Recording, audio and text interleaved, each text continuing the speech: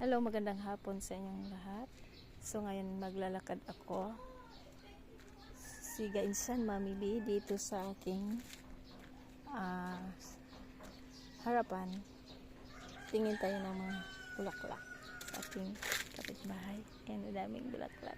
Kita mo yung bulaklak. Ang dami, diba? Ayan. I-close ko na lang. Close up.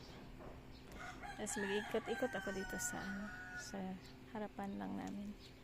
Kasi sobrang init. Sobrang init. Tingnan natin yung maraming bulaklak. Silapitan ko.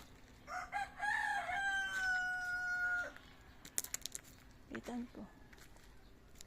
Ayun, ang ganda. Ganda ng bulaklak. Kita niyo ba? Sa mga bulaklak. Dito na sa baba. Ayan. Yan, ang bulaklak. Dami bulaklak siya. Nandito na sa labas. Punong-puno ng bulaklak.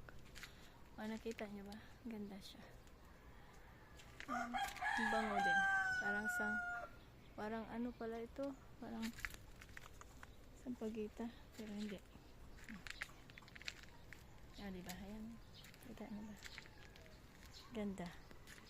Tapos yung gumamela. Bulaklak yung